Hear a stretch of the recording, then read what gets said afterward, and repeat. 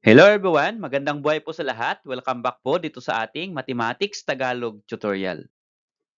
Sa video na ito ay papaliwanag ko po sa inyo about factoring general quadratic trinomials. Sometimes they call this one as general trinomials. So paano nga po ba i-factor or ano nga po ba itong general quadratic trinomial? So ito po yung kanyang examples. So these are two examples of general quadratic trinomial. First, kaya po siya tinawag na trinomials because the polynomial has three terms. So we have 1, 2, 3. So three terms, ibig sabihin trinomial. And they call this one as quadratic because the highest exponent in the polynomial is 2. Kaya po siya quadratic. Ano po? So now, how are we going to factor this quadratic trinomial? Okay? Ang factors po niya ay dalawang binomials. So ipapaliwanag ko po sa inyo kung paano mag-factor at magpipresent po ako ng examples from easy to difficult. To start the lesson, this is the objective. Find the factors of a general quadratic trinomial. So bago po ako mag-present ng examples, kung hindi ka pa po nakasubscribe sa channel na ito, ay subscribe muna. Hindi ka po magsisisi kasi lahat po ng video lesson ng grade 8 from first quarter to fourth quarter ay i-upload ko po dito. These are the examples that we are going to discuss in this video. Factor the following general trinomials. So I'm going to present 1, 2, 3, 4, 5, 6, 7, and many more examples. Sa number 1 at number 2 po natin, ang ginamit ko pong operation, lahat po ay plus. Then for number 3 at number 4 examples, naglagay po ako ng minus. So paano po kaya yan i-factor? And for number 5 and number 6, naglagay po ako ng 2 as the numerical coefficient ng term na ang exponent ay 2. And for number 7, ang nauna po ay constant. Nasa third term po yung may square. So paano po ito i-factor? At yung iba pang examples, papaliwanag ko po yan sa inyo step by step. Okay, so let's start. For number 1 example, x squared plus 5x plus 6. So ito pong example number 1 natin or ito pong number 1 trinomial natin ay easy to factor. So bakit po easy?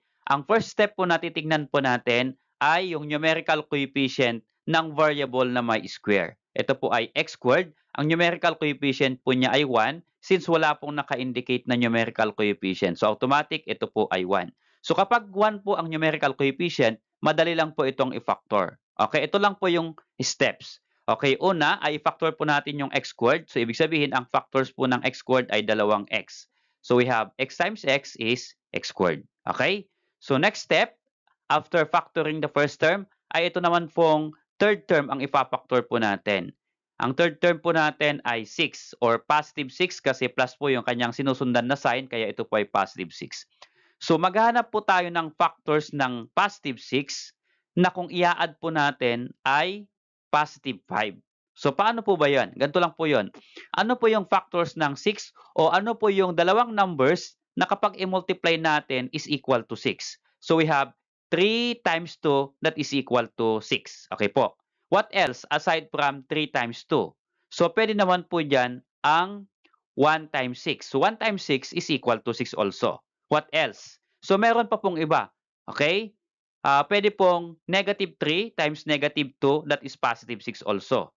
Pero kapag pa tayo po ay naghahanap ng factor, titingnan po natin yung operation. So yung operation po lahat ay positive or plus. So ibig sabihin, ang factors po na hanapin natin ay positive lang.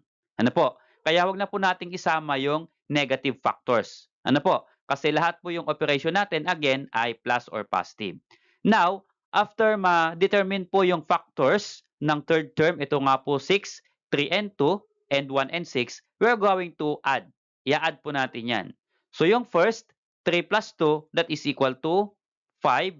At yung pangalawa, 1 plus 6, that is equal to 7. Now, alin po dito ang may sum na kagaya po ng ito pong middle term? Ang middle term po natin ay 5. Okay? Ang operation na sinusundan po niya ay plus, so ito po ay positive 5. So alin po dito ang sum na positive 5? Okay, ito pong 3 plus 2 is equal to 5. Okay, so mula po dito sa factors na 3 and 2, factor ng 6, ang sum po ay 5, dito po natin kukunin yung kanyang factors ng trinomial na ito. So, paano po ba yan i-factor? Okay, ganito lang po yun. Gawa po tayo ng dalawang close and open parenthesis. Okay? So, ito na po yung dalawang factors ng trinomial na ito. So, una ay ilagay po natin yung factors ng x squared. So, dalawang x po ito. So, ipaghiwalayin po natin sa dalawang close and open parenthesis. So, xx, so x times x here. Okay. So, next po, after po natin mailagay yung factors ng variable x dito, punta po tayo dito. Okay? Ito po ay 3, ito po ay 2. So, positive po sila pareho. So, kung positive, ilalagay po natin dito magiging plus. Unahin po natin itong unang factor ng 6, 3. So, ito po ay positive 3. Pag nilagay po natin sa unang factor, magiging plus 3. Ano po? At yung pangalawang factor po ng 6 ay 2. Okay? Ito po ay positive 2. Kaya ilalagay po din po natin dito plus 2. Okay. So, ano po itong x plus 3 at x plus 2? Ito po yung dalawang binomial na factors po ng trinomial na ito. So, ito na po yung kanyang factors. The factors are x plus 3, guhitan ko po, and x plus 2. Okay? So, ganyan lang po kadali kung paano mag-factor. Okay, for number 2 example, we have y squared plus 7x plus 10. Again, ito po ay easy to factor kasi ang numerical coefficient po ng variable ng exponent ay 2 ay 1. Ano po? So yun po yung una nating titingnan, yung variable na may exponent na 2 or ito ay tinatawag na quadratic term. Okay. So, 1 po yung kanyang numerical coefficient kasi wala pong naka-indicate. So, pag ganito, again, madali pong i-factor. So, first ay, i-factor po natin itong y squared. Ang factors po niya ay y times y. Okay? And then next, ay ito pong constant or third term natin. Ang constant po natin ay 10. Ito po ay positive 10 kasi ang sinusundan po niya ay plus. Okay? So, kunin po natin or maghanap po tayo ng factors ng 10. So, take note here, lahat po ng ating term ay plus. So, ibig sabihin, lahat po ay positive. So, ang titignan lang po natin na factors ng 10 or i-consider po natin na factors ng 10 ay yun lang pong positive factors. Okay, ano po yung positive factors ng 10? So, pwede pong 2 times 5 or 5 times 2, that is equal to 10. Okay po. Another factors of 10 na positive, pwede pong 1 times 10 or 10 times 1, that is equal to 10. What else? Maliban po sa 2 times 5 and 1 times 10. Okay, so wala na pong positive factors ang 10. Ano po? So, meron pa po, kaya nga lang negative. Pero, syempre, sabi ko nga po, i-consider lang po natin dito yung positive factors. Now, we are going to add the two factors. Okay, we have sa first factors, 2 and 5. So, 2 plus 5, that is equal to 7. At yung second factors po niya, okay, or second pair ng factors ay 1 and 10. So, 1 plus 10, that is equal to 11. So, alin po dito ang may sum ng middle term natin? So, ang middle term po natin ay positive 7 kasi ito po ay plus 7x. So, positive 7 po yung middle term natin. So, alin po dito ang may 7? Positive 7, ito pong factors na 2 and 5. Ang sum ay 7. So, ito po yung factors na gagamitin natin. Ano po? 2 and 5 or positive 2 and positive 5. Kasi ang sum po niya ay 7, okay, equal po dito sa numerical coefficient ng middle term. Okay? So, ganito lang po ulit kung paano po yan i-factors. Gawa ulit po tayo ng dalawang close and open parenthesis. Then, factors po natin yung dalawang y or ilagay po natin yung factors ng y squared sa dalawang close and open parenthesis. So, ganyan po ulit. Y sa unang parenthesis, y sa second parenthesis. Okay, so next po, yung partner po ng y ay dito po natin kukunin sa factors ng 10. Okay? So 2 and 5 or positive 2 and positive 5. So ito po ay positive 2. Ilagay po natin dito sa unang factor ay plus 2. So yan po ay y plus 2. And then sa second factor po niya na binomial, okay, ito po ay positive 5. Okay? So ibig sabihin, magiging pag nilagay po natin dito, plus 5. So these are the factors of this trinomial. So we have, guhitan ko po, y plus 2 and y plus 5. Okay? Gawin lang po ang pagpa-factor. For number 3 example, we have a squared minus 3a plus 2. Okay, this time, naglagay na po ako na ang operation po ay minus. Okay? At ang numerical coefficient po ng quadratic term natin ay 1. So, ibig sabihin, madali pong i-factor. So again, wala pong naka-indicate na numerical coefficient, yung variable na may exponent na 2, kaya automatic 1 po ang kanyang numerical coefficient. Okay, so paano po ito i-factor? Ganito lang po yon. Again, factor natin itong a squared. Ito po ay a times a. Okay? A times a is equal to a squared. And then next, ito pong third term or ito pong constant. Ang constant po natin ay 2. So, ito po ay plus 2 kaya ang constant po natin ay positive 2. Again, maghahanap po tayo ng factors ng 2 na ang sum po niya ay negative 3. Bakit po negative 3? Kasi ang operation po before 3a ay minus, kaya pag kinuha po natin yung numerical coefficient, magiging negative 3 po siya. Okay? So, this time, i-consider natin yung factors ng 2 na negative kasi meron na po tayong minus dito. Okay? So, ano po yung factors ng 2? Pwede pong 2 times 1 or 1 times 2. That is equal to 2. Another one, meron pa po ba? Wala na pong positive factors. So, kukunin po natin yung negative factors ng 2. Take note here, positive 2 po yun. So, ibig sabihin, ang factors po niya ay dalawang negative.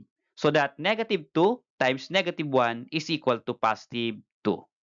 Okay, alin pa po o ano pa po ang factors ng positive 2? Maliban sa 2 times 1 is equal to 2 at negative 2 times negative 1 that is equal to 2 also.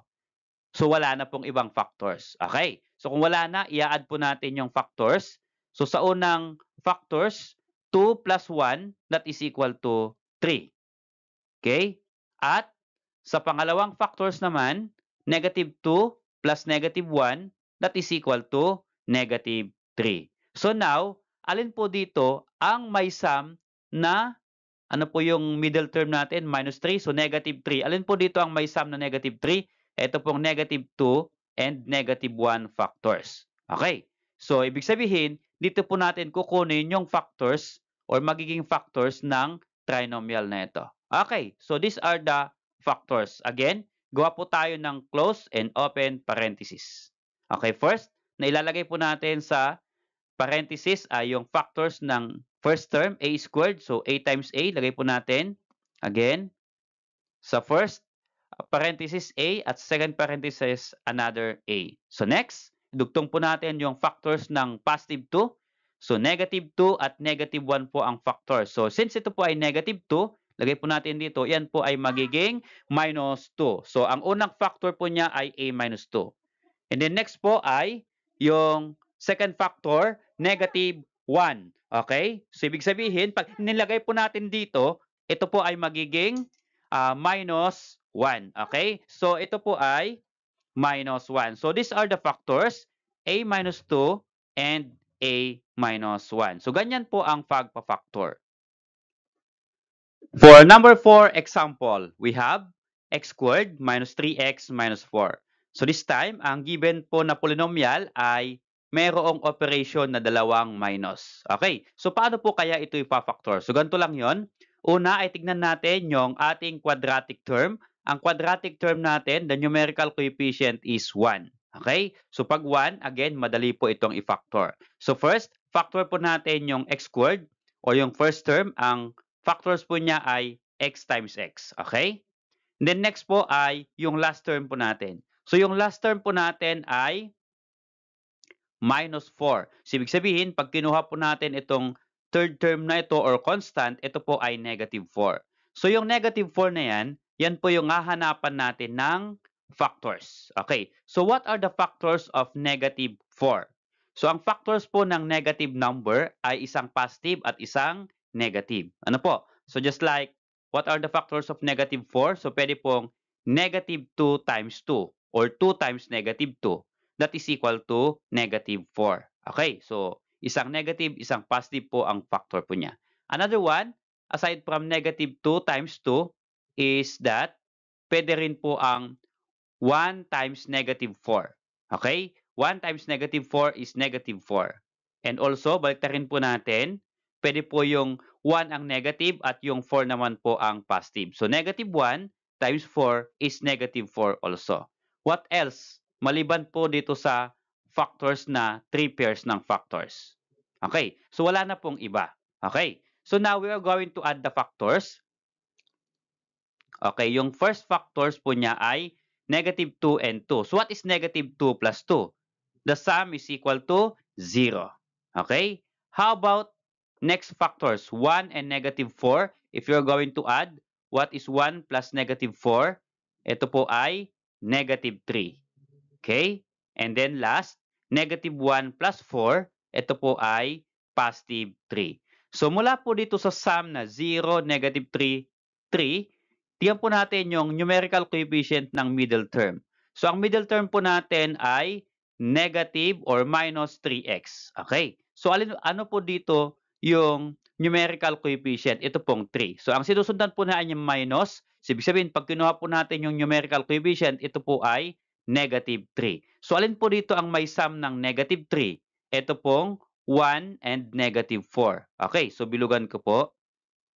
Okay. So mula po dito sa factors na 1 at -4, okay, makakagawa po tayo ng dalawang binomials na factors po ng trinomial na ito. So paano po? Ganito lang po yung kanyang factors. Again, gawa po tayo ng close and open parenthesis. Okay?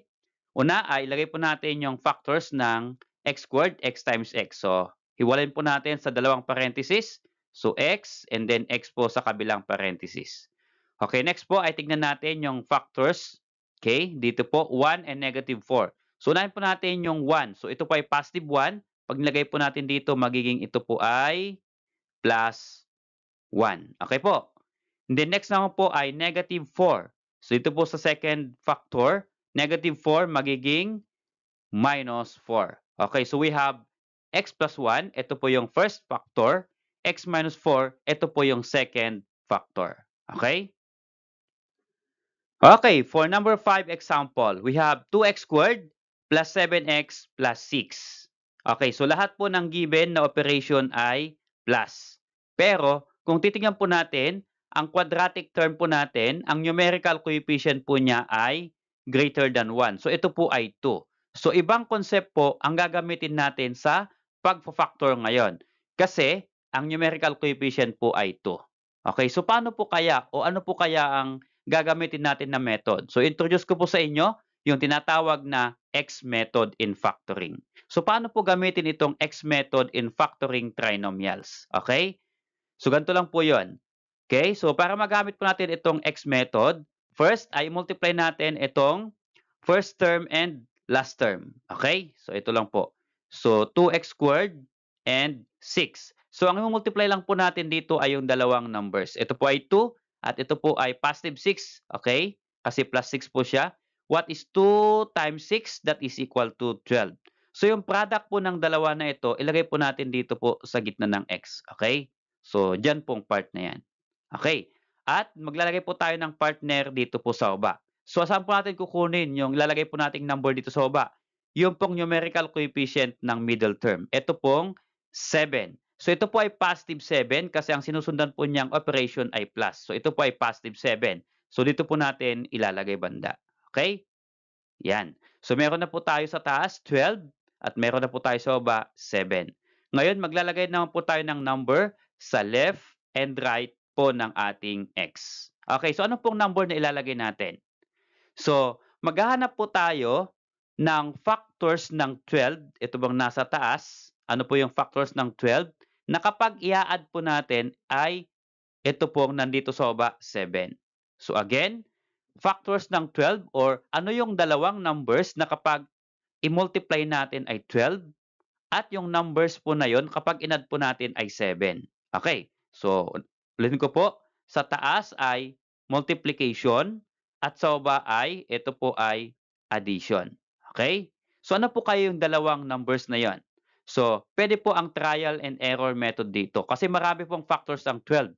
Pwede pong 6 times 2, 4 times 3, 1 times 12, o ganun po yon. Okay, so ang factors po niya na pili ko ay 4 and 3.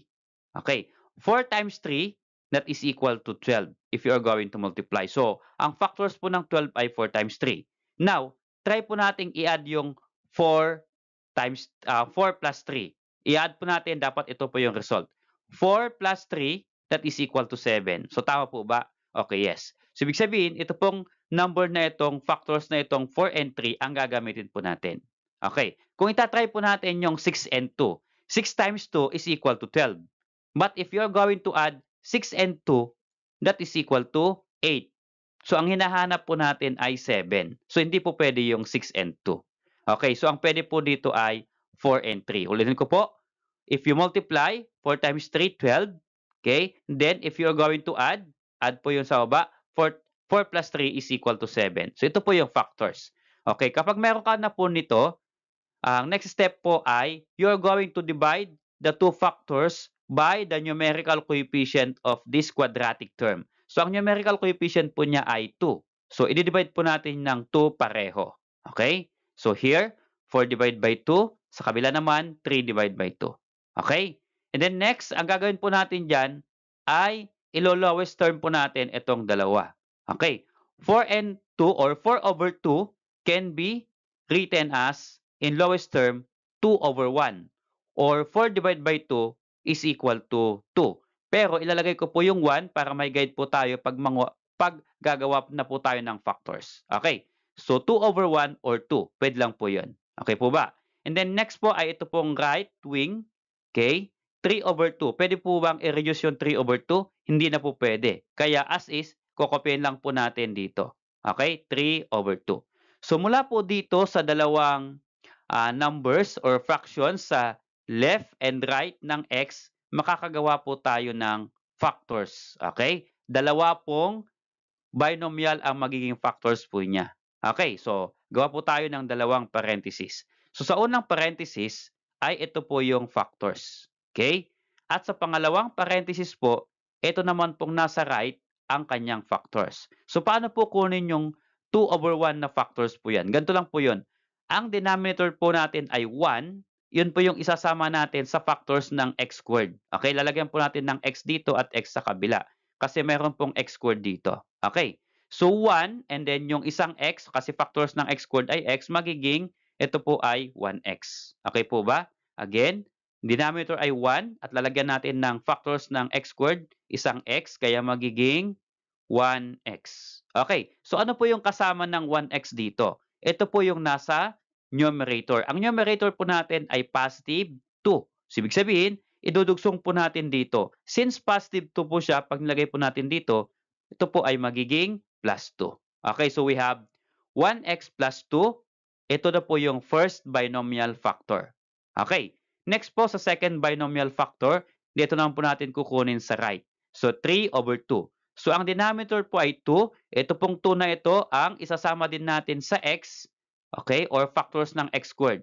Since nandito na po yung isang x po ilalagay natin sa pangalawang parenthesis. So, isasama po natin sa 2. So, ito po ay magiging 2x. Okay po?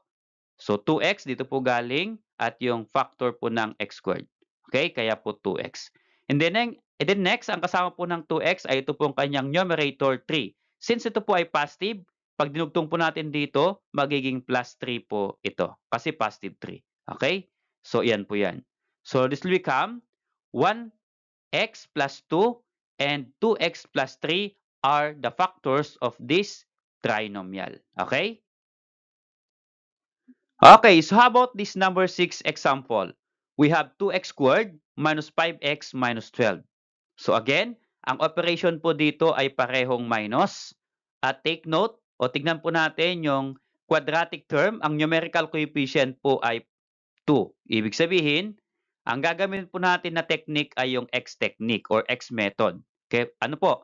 Kasi ang numerical coefficient ay greater than 1. So again, to master the lesson about x method in factoring polynomials or trinomials, ganito lang po yun. Okay? First, i-multiply natin itong numerical coefficient ng x squared at yung ating last term, okay, or third term. Okay, so what is 2 times negative 12? So again, bakit po negative 12? Kasi ito po ay minus 12. Okay? So what is 2 times negative 12? Yan po ay negative 24. So dito po sa taas natin lalagay yung negative 24. Okay, next po. Ano pong ilalagay natin sa baba ng negative 24? Ito pong numerical coefficient ng middle term. So again, ito po ay minus 5x. So pag kinuha po natin yung numerical coefficient, ito po ay negative 5. Okay po. So lagay po natin na partner sa baba, negative 5. Again, so ang next po ay trial and error method. So maghahanap po tayo ng factors ng negative 24 or ano yung dalawang number kapag i-multiply natin ay negative 24 at kapag in-add natin o ipa-plus natin ang sum ay negative 5. Okay, so ano po kaya yung dalawang factors? Again, to recall, yung nasa taas, if you multiply, yung nasa baba, if you are going to add. Okay? If you multiply the two factors, the product should be negative 24. If you add, the sum should be negative 5. So ano po kayo yung factors? So, since negative po ito, ang factors po niya isang positive, isang negative. Okay po? So, pwede po dyan ang negative 8 and 3. So, negative 8 times 3, if you multiply, the product is negative 24. Okay po tayo sa taas. How about po dito sa baba? If you're going to add negative 8 plus 3, the sum should be negative 5. So, tama po ba that negative 8, if you add by 3, that is equal to negative 5? Okay, yes po. Negative 8 plus 3 is negative 5.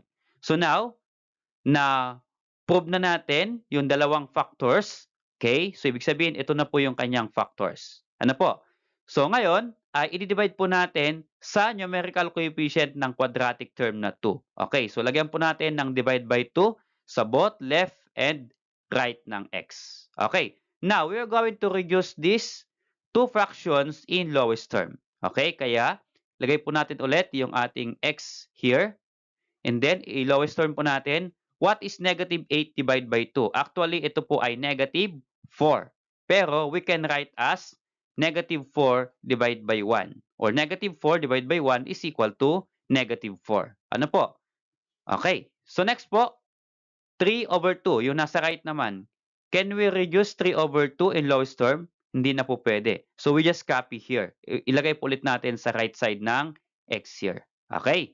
So, now, na-reduce na po natin sa lowest term, itong dalawang fractions, makakagawa na po tayo ng factors. So again, gawa po tayo ng close and open parenthesis. Unahin po natin ito. Negative 4 over 1, dito po natin ilalagay sa first parenthesis. So 1 po ang denominator. Sasama natin sa factor ng x squared na x. So magiging ito po ay 1x. Okay? Lagay po natin dito sa first parenthesis.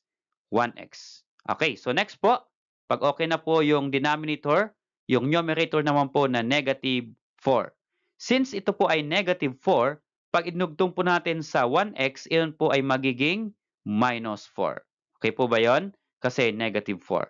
Okay, ito na po yung first factor. So, how about sa second factor, second parenthesis? Dito lang po tayo sa right. Ang denominator po ay 2. Okay? At isasama po natin yung factor ng x squared na x. So, magiging 2 x. Okay, lagay po natin dito sa first term natin, 2x. Okay? So next po, ang kasama po ng 2x ay yung nasa numerator, positive 3.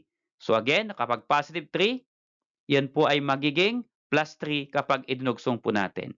Okay, we have 1x minus 4, first factor, 2x plus 3, second factor. So actually, ito pong 1 na numerical coefficient, pwede po natin yan i-remove. So pwede pong x minus 4 and 2x plus 3. Ano po? So, ito na po yung kanyang factors. So, pwede po ninyong i-check, i-multiply using FOIL method at check po ninyo kung lalabas po itong trinomial. Okay, so let's see if you understand the lesson. So, you're going to answer this activity. So, factor the following general trinomial. Okay, so we have number 1, m squared plus 9m plus 20. So, what are the factors? We have number 2, x squared minus x minus 20. So, minus po ang ginamit ko. Dalawang minus. Sa taas po ay lahat po ay plus. Okay, at yung third polynomial po natin, so lahat po ay plus. Yun nga lang, ang numerical coefficient po ng quadratic term po natin ay 3. So again, paano po o ano po yung kanyang factors? Baka pwede naman po ninyong i-comment sa comment box, i-share po ninyo yung inyong sagot. Check po natin kung tama yung inyong sagot. Salamat sa poll mga anak. Kung nagustuhan nyo yung video na ito at natuto kayo, baka pwede naman pong i-click yung like and then subscribe na rin kung bago ka pa lang dito sa aking channel.